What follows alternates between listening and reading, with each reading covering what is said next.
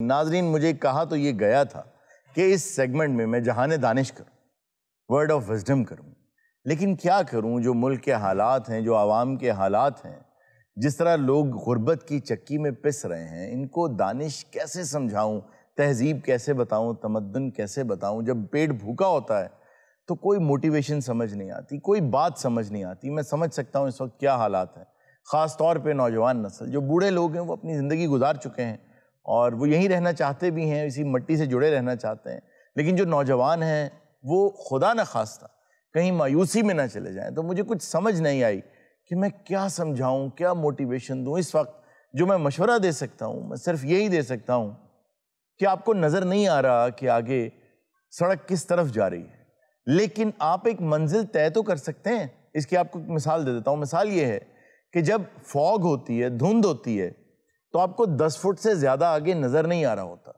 लेकिन आपको पता होता है मुझे घर जाना है, या आपको पता होता है मुझे कहाँ जाना है। कम से कम पहला काम ये करें कि अपनी ज़िंदगी की कोई मंजिल तो बना लें, और बड़ी से बड़ी मंजिल बनाएं।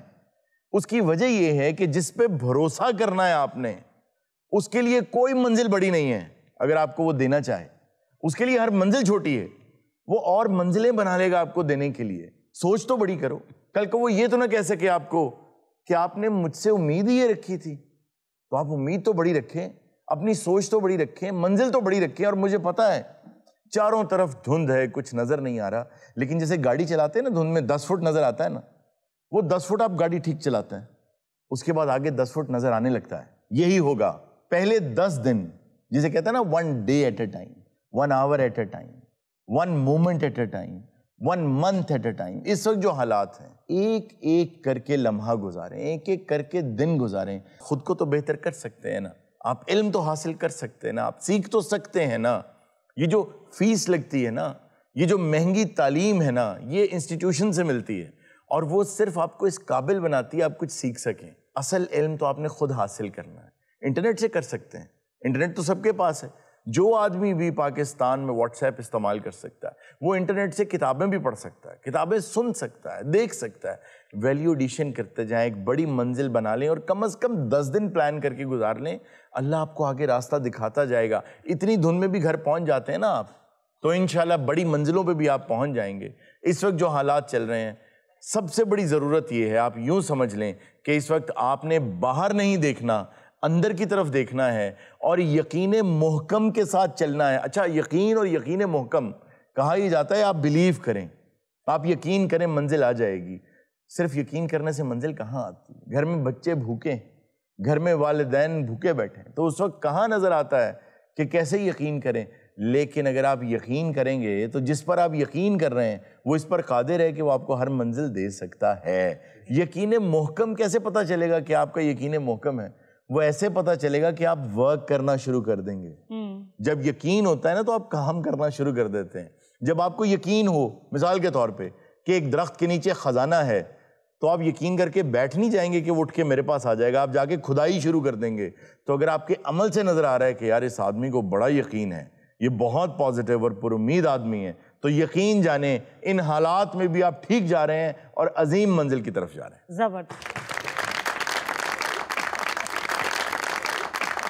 हारून साहब, ज़बरदस्त बात की, लेकिन जो आपने कहा कि नौजवान परेशान हैं और बूढ़े जो हैं उन्होंने तो ज़िंदगी गुजार ली है, ऐसा नहीं है। बूढ़े भी बहुत परेशान हैं। आज ही मैं आगा साहब और सलीम साहब की बातें सुन रही थी, कितने परेशान हैं वो कि अब हम डिपेंडेंट हो गए औलाद पे। और साड़ियाँ को ऐसी गल्लां नहीं सी, ये दोनों आपस में गल्लां कर रही थी, कहती बच्चे भी जवान हो गए, फिर भी मैं इतने को होस्ट कर रही है। बच्चे कौन? यहीं से पता लग रहा है कि कितनी झूठी बात है। अभी 3 साल की है और आरजू तो इतनी जवान है कि अभी उसके बच्चे हुए भी नहीं है। मेरा तेनू किस तरह पता? तू 2-3 बारी मेरा चेकअप करा के लिया। आप फोटो वाले हैं। मलबेले का तेनू किस तरह पता कि बहुत बुजुर्ग आदमी है? और 2 तो फोटो वाले सामने 1.5 घंटा खंगे हम। ये गल ना क्या कर किसी, फिर मैं भी शर्मिंदा हूं। बुजुर्गों ने भी कुछ नहीं किया, मैं तो कहना साढ़े कोई बेहतर चीज़ा कर दे, अज नवी नस्ल नूं ना देखना पैंदा दिन।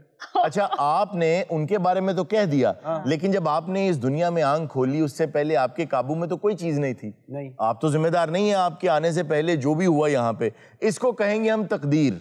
बिल्कुल। लेकिन अगर आप जैसे पैदा हुए थे उसी हालत में फौत हो गए, फिर ये आपकी तकदीर नहीं है। एक कोटेशन याद आ गई है मुझे इससे। क्या? वो ये कि अगर आप के अब्बा गरीब हैं तो ये आपकी गलती नहीं है, लेकिन अगर आपके ससुर गरीब हैं तो ये आपकी गलती है। सलीम साहब, ये शिकवा करना मैं समझता हूँ बड़ा गलत है कि जितने के वसाइल थे हमारे बुजुर्गों के उतना उन्होंने हमारे साथ कर दिया। दाखिल भी करवाया सर, नहीं पढ़ना ये पढ़ना ये हमारे इख्तियार था। लेकिन आप ये भी देखें कि हमारे बुजुर्गों में अगर आप पीछे चलते चले जाएंगे तो सब आदम की औलाद हैं। आप पीछे चलते चले जाएं, बुजुर्गों में देखते चले जाएं, पूरी दुनिया पे हुकूमत भी तो की। जैसे कहा है ना कि थे तो आबा वो तुम्हारे ही, मगर तुम क्या हो, हाथ पर हाथ धरे मुंतज़िर फरदा हो। कल का दिन आएगा, कल की कल देख लेंगे, कल की कल देखी नहीं जाती। ये अगर आप एक्टिव नहीं होंगे ना तो ये ऐसा वक्त कभी नहीं आएगा कोई आपके बेडरूम में आएगा और आपका बाजू पकड़ेगा और आपको कहेगा आओ भाई मैं तुम्हें रास्ता दिखाता हूँ। एक बात याद रखें कि खुदा की ज़ात आदिल है। अगर एक आदमी मेहनत करके अपने अक्ल को इस्तेमाल करके, जहन को इस्तेमाल करके, जिस्म को इस्तेमाल करके आगे बढ़ सकता है तो आप भी बढ़ सकते हैं। बात फिर आगे ख़त्म होती है यकीन मुहकम, अमल पे हम, मोहब्बत फातिह आलम, जिहादे जिंदगानी में ये है मर्दों की शमशीर। वाह वाह सलीम साहब, ਤੁਹਾਨੂੰ ਘਰਦਿਆਂ ਨੇ ਪੜ੍ਹਨੇ ਤੇ ਪਾਇਆ ਨਾ ਸਕੂਲ, ਤੁਸੀਂ ਨਹੀਂ ਗਏ, ਤੁਹਾਡੀ ਮਰਜ਼ੀ ਹੈ। ਕਹਿੰਦਾ ਸੀ ਜੀ मैं चाह च FSC करनी। लेकिन सर मैं सलीम साहब की बात से इत्फाक करता हूँ। हमारे बुजुर्गों ने कुछ नहीं किया, सारी जिंदगी गली च मंजी डा के सोते रहे। चले जी, अब आप प्लीज इस पे लड़ना बंद करें कि किसने क्या किया क्या नहीं किया। देखते हैं कि आज हमारी ऑडियंस शो में क्या करेगी। जी देखते हैं जी, आइए जी। जबरदस्त जी अस्सलाम वालेकुम सर। वालेकुम अस्सलाम। मेरा नाम है सर फजलुर रहमान। मैं सर एक शेफ हूँ। अच्छा माशाल्लाह। मैं एक सॉन्ग सुनाना चाहता हूँ। अच्छा खाना बना के तो फिर उत्ते जुगनी कर देना। पास आया करो जी। और पाजी ने चिमटा फाड़ के कुकिंग कर देना। जी सुनाइए जी। प्यार दिल में जगा, धड़कनों में समा, तुझको कसम मेरी जाना, आके न फिर दूर जाना। प्यार दिल में जगा,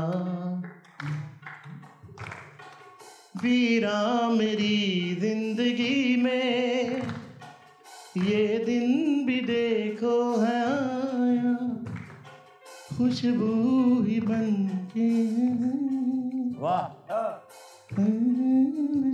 सा है छाया। वाह। धड़कनों में समा,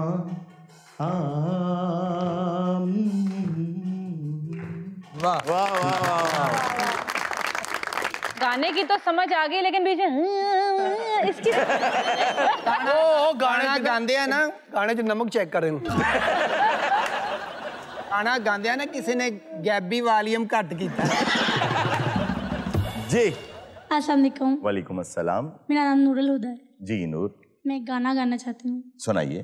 तेनू तकिया होश ही भुल गए, गड़म गड़म चाहत ते डुल गए, हथ ते डुल गई चा सजड़ा, ऐसी तेरी निगाह सजड़ा, जांद जांद दस दे जा तू दिल दे विच की तेरे, दिल दे विच की तेरे। मैं सुनिया उच्चियां दीवारां अड़कियां, इस दिल दे झाड़ च फेरे, नाले सांभ के रखनी कोई दिल ते ना लावे देड़े। मैं सुनिया पहला भी दिल टुटिया, हाय टुटिया तेरा एक वारी, ताइयों दिल दी दीवारा ते मैं एक ना बनाई बड़ी। एंड मेरी ने ना गड़म गड़म चाह बहुत सुटी। अस्सलाम वालेकुम। वालेकुम अस्सलाम। जी मेरा नाम MS बज़मी। ये कोई शायराना नाम लग रहा है जी मुझे। बिल्कुल। आजकल अगर सस्सी पुन्नू हीर रांझा होते तो कैसी मोहब्बत करते, उस पर एक नज़्म लिखी है। वैसे हमें अंदाजा तो है, लेकिन आप सुनाएं। हीरे वर्गी तू ना होई, हीरे वर्गी तू ना होई, मैं ना बनया रांझा, एक दूजे तू रोकण वाला साडा कैदो सांझा। वाह। हीर ना मिलदी दूजी वारी होर किसी नाल फस जांदा, अच्छा। जेकर मैं ही कामा होंदा मज्जां लैके नस जांदा। वाह वाह वाह। जुत्ती ला के कुट दिए मिर्जे तू ना संग दिए, हाँ हाँ ਮਿਰਜ਼ਾ ਰੋਂਦਾ ਫਿਰਦਾ ਹੈ ਸਾਹਿਬਾਂ ਖਰਚਾ ਮੰਗਦੀ ਹੈ वाह वाह वाह ਆਖਰੀ ਸ਼ੇਰ ਹੈ ਕਿ ਰਾਂਝੇ ਦੀ ਚੂਰੀ ਕੋਈ ਹੋਰ ਖਾ ਗਿਆ ਆਗਾ ਸਾਹਿਬ अच्छा ਕੋਈ ਹੋਰ ਖਾ ਗਿਆ ਉਮਰਾਂ ਨੂੰ ਸਾਡੀ ਲਾਹੌਰ ਖਾ ਗਿਆ ओ रांझे दी चूरी क्या बात।